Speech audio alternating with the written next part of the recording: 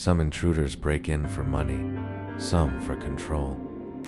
But tonight's story is about something worse: an intruder who doesn't take anything. He brings something with him. A doll that watches, learns, and stays behind long after he's gone. And once it's inside your home, you're no longer alone, even when the doors are locked.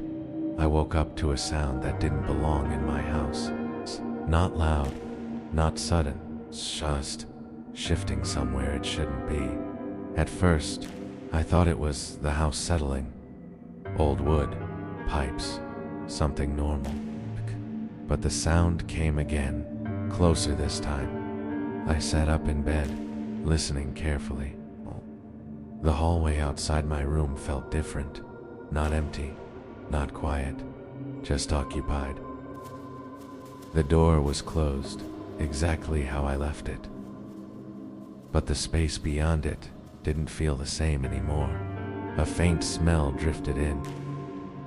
Something dry, like old fabric, mixed with something metallic that lingered in the back of my throat. I reached for my phone. No signal. Teal. The screen dimmed and flickered like it didn't want to stay on. A tease. Then I heard it again. A slow, dragging sound across the floor. Not footsteps. Something lighter. Something uneven. I got out of bed, every movement careful, controlled. The floor creaked louder than usual, like the house wanted me to be heard. I opened the door just enough to see into the hallway. The light was on, but something was wrong with it. The shadows stretched too far. Corners looked deeper than they should have been, like the hallway had grown. And in the center of it, something small sat on the floor. A doll. It faced my room, perfectly still, its head slightly tilted, a tist, like it had been waiting for me to open the door. I didn't move. I didn't breathe. I knew for a fact that hadn't been there before I went to sleep. A faint shift came from the far end of the hallway. Something taller. Something standing just out of full view. I looked up slowly. A man stood there, completely still, his face hidden behind a smooth, pale mask. No expression. No features that made sense. Just empty shape. He didn't step forward. He didn't speak. He just watched. The doll's head turned slightly toward him. Not all the way. Just enough to acknowledge him. My grip tightened on the door. I thought about slamming it shut, locking it, pretending none of this was real, but I couldn't move. The masked intruder slowly raised one hand, not toward me, but toward the doll. The doll responded. It shifted forward, just a few inches, its limbs bending in a way that didn't match how it was built. My chest tightened. The man lowered his hand again, completely calm, completely patient, like he was showing me something. The doll turned its head back toward me, its painted eyes catching the hallway light in a way that looked almost wet. I stepped back into my room without thinking. The door creaked wider as I moved. The hallway felt longer now. The man felt farther away, but the doll felt closer. I shut the door, locked it, pressed my back against it, trying to slow my breathing. Silence. Then something soft tapped against the other side. Not knocking, not scratching, just tapping. Slow, deliberate. I didn't answer. I didn't move. The tapping stopped, below. For a moment, everything felt normal again. Too normal. Then I heard something behind me, a shift of fabric. I turned slowly. The doll was sitting on my chair, facing the bed. I hadn't heard the door open. I hadn't seen it move. But it was there now, the same tilt of the head, the same stillness. Watching. My heart pounded so hard it made my vision blur.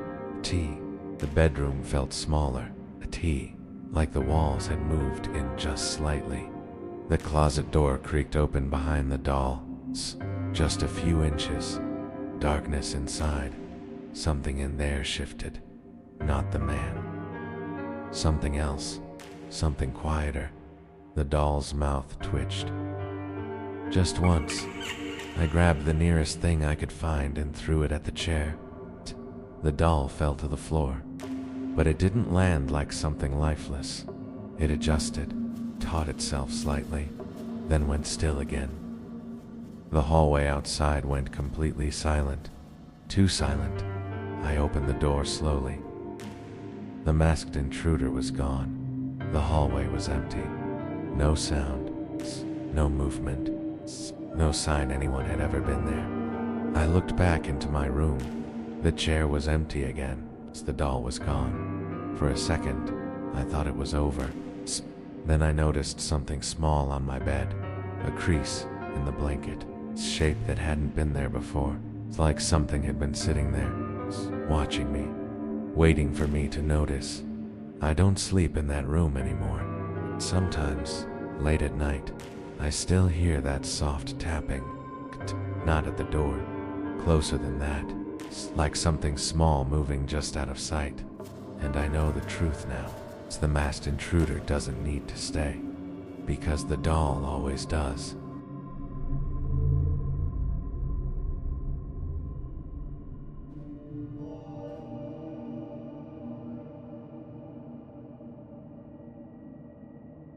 Some things are meant to be seen only in nightmares, and some things follow you home. Tonight, you're about to witness encounters so strange, so unnerving, that even your own walls might feel like they're watching.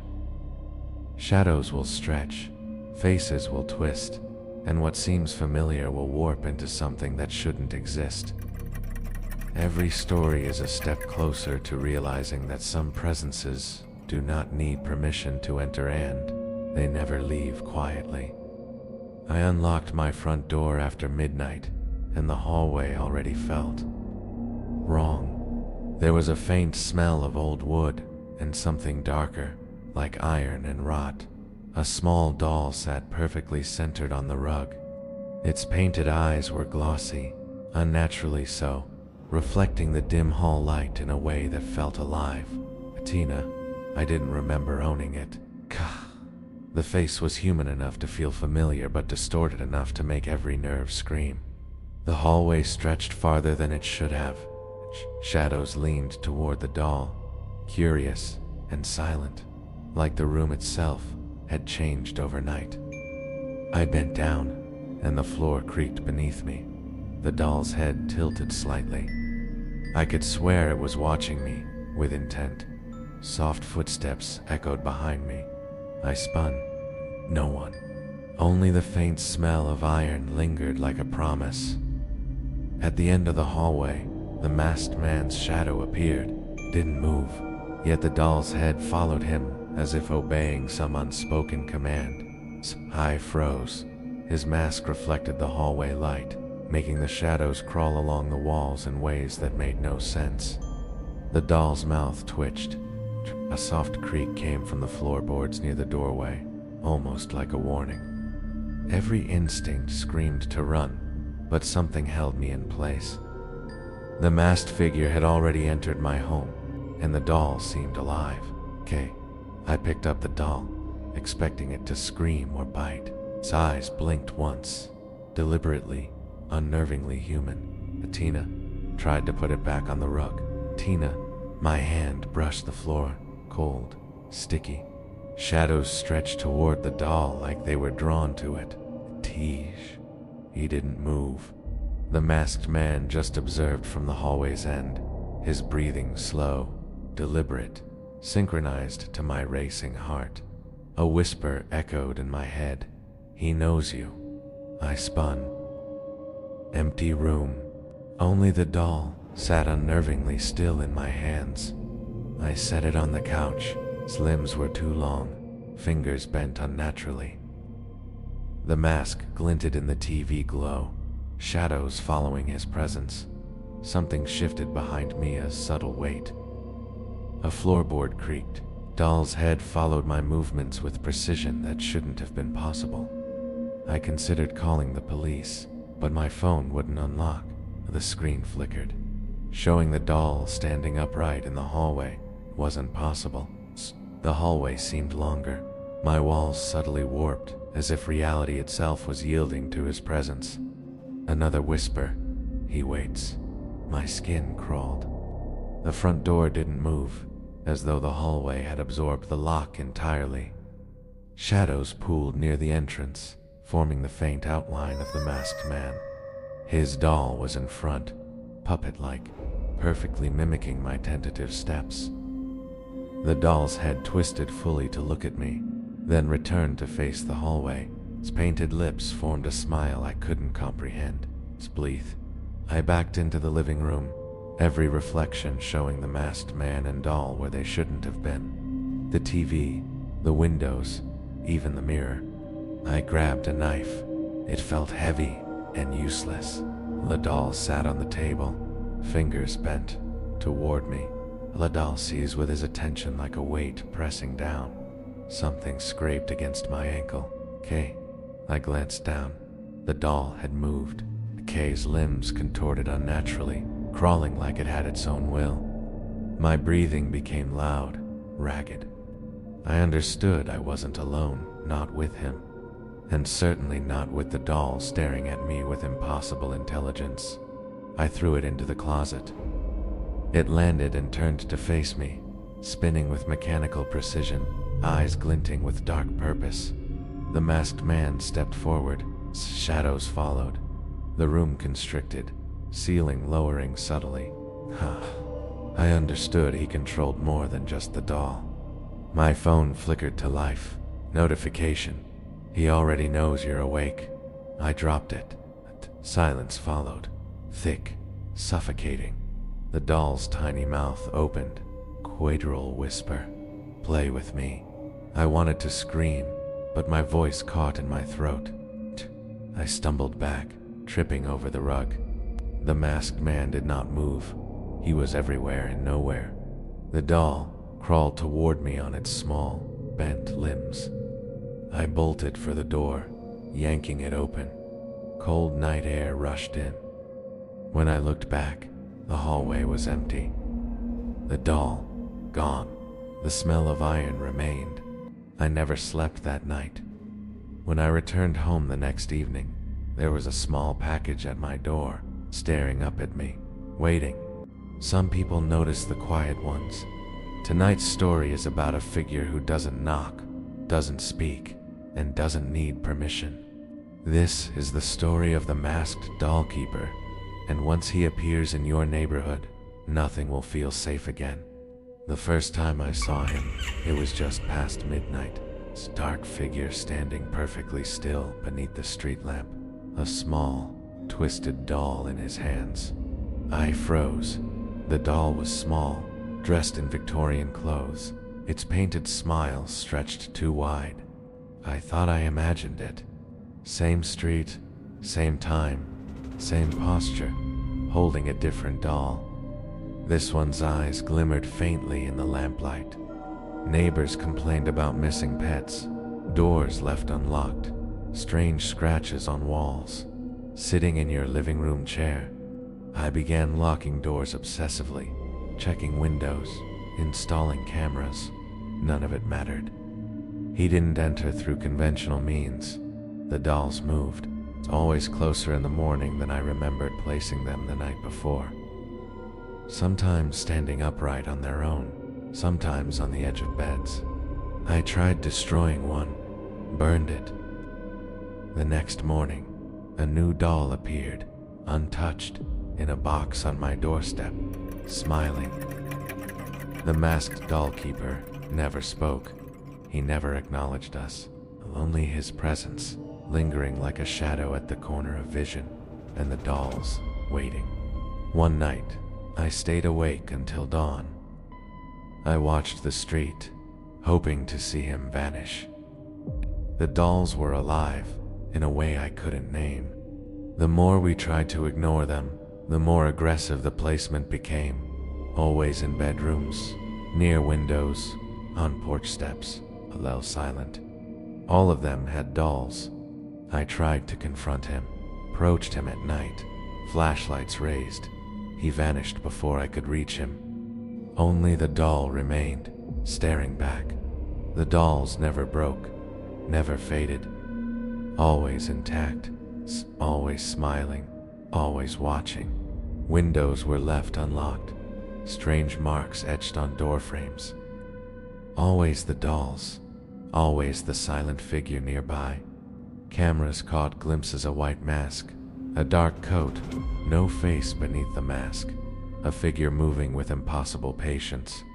Sometimes the dolls appeared inside homes, not on the porch, not outside, inside, sitting on beds, leaning over desks, crouching in corners. The dolls appeared in the new apartment within days, waiting on the counter, staring, calculating. The masked Dollkeeper is patient. He doesn't rush. Doors remain closed. Shadows lengthen in every corner. People whisper his name quietly, as if speaking it aloud invites him closer. The Dollkeeper, they call him. The masked man. I don't sleep well anymore. In windows, mirrors, the dark corners of rooms, always still, always silent. You may think it's a story, a tale for the nervous, but the dolls appear every night in neighborhoods like ours. Some of us have seen them. I whisper to the dolls, I apologize, but I know it doesn't matter. They are patient, and they are everywhere.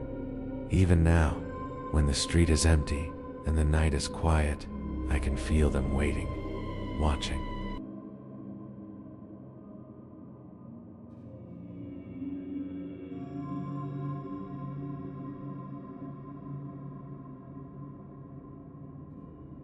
Some things move when you aren't looking. Others don't move at all, and that's worse. Tonight's story is about a man who never blinks, and the doll he carries that never seems to stay the same. One watches you when you look away. The other watches you when you don't, and once you notice them, they don't stop watching. I first saw him at the bus stop across the street. He stood completely still, facing forward, eyes open in a way that didn't look natural. People passed him without reacting, like he wasn't there, or like they couldn't see him at all. At his side, he held something small, a doll hanging loosely from one hand, its limbs bent at unnatural angles. I watched longer than I should have. Something about the stillness felt deliberate, like it was meant to be noticed. The man didn't blink. Not once, not even when a car's headlights passed directly over his face. The doll shifted slightly, not much, just enough to feel wrong. I told myself it was the light, the angle, anything normal, but the next night, he was there again.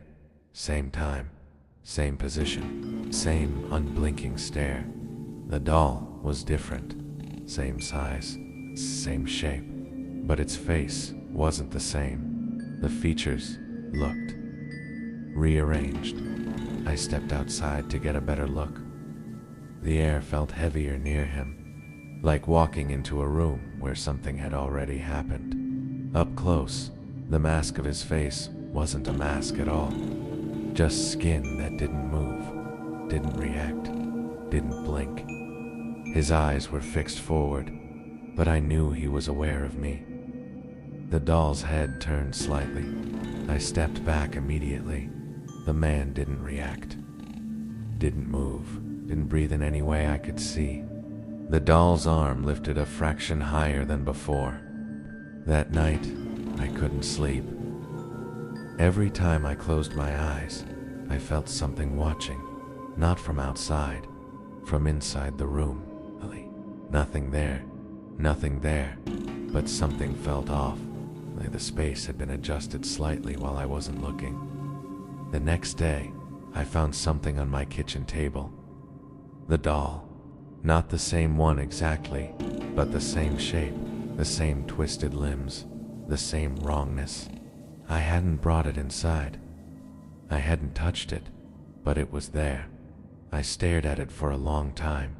The face was different again. closer to mine. Not exact, but close enough to make my chest tighten. I left the apartment immediately. Didn't take anything. Just walked. When I came back later that night, the doll was gone, but the chair it had been sitting on was slightly indented, like it had weight. Real weight. I went to the window. The man was still there. Same position. Same stare. Same unblinking eyes locked forward. The doll was back in his hand. But now, it looked exactly like me. Not a version. Not distorted. Exact. I stepped away from the window slowly. My reflection in the glass didn't match me anymore. It blinked. I didn't. The room went quiet. Too quiet. I felt something shift behind me. I didn't turn around. I already knew what I would see. The doll doesn't need to stay with him, and the man doesn't need to blink. It's because one of them is always watching, Stu, and the other is always learning how to become you. Some objects are harmless. Some toys are forgotten. It observes, waits, and knows your every move while you sleep. What begins as curiosity becomes terror. A package had appeared at my doorstep. No note, just a small, tightly taped box. Inside was a doll, seated stiffly, dressed in old-fashioned clothes. Its face painted unnaturally perfect, taste too wide, too glossy. I didn't remember ordering anything. The name wasn't mine, yet I felt compelled to bring it inside. I placed it on the shelf. That night, I dreamed of it moving. The doll had not moved, or so I thought. I hadn't touched it. The corners of its mouth curved slightly, just enough to be wrong. I tried sleeping with the lights on. I didn't close my eyes. When I returned, it sat on the chair, facing the bed as if anticipating my arrival. I told myself it was my imagination, shadows, tricks of the light. I began sleeping in the living room. Not mine, not human. Sometimes its head tilted when I blinked. Sometimes its eyes glimmered as though alive. Around it grew heavier, colder, dense, with something I could not name. The footage showed only a still doll. Scratching sounds beneath my bed grew louder, sharper, deliberate. Tate whispered at night. Locking doors, windows, unplugging electronics, it did not matter. Every time, the doll resisted in ways I could not comprehend. It had weight, presence, intent. Its gaze followed every movement, patient, calculating. Eventually, I moved apartments, but brought it with me. Always watching, patient, hungry. Some toys have masters, and I am no longer one of them.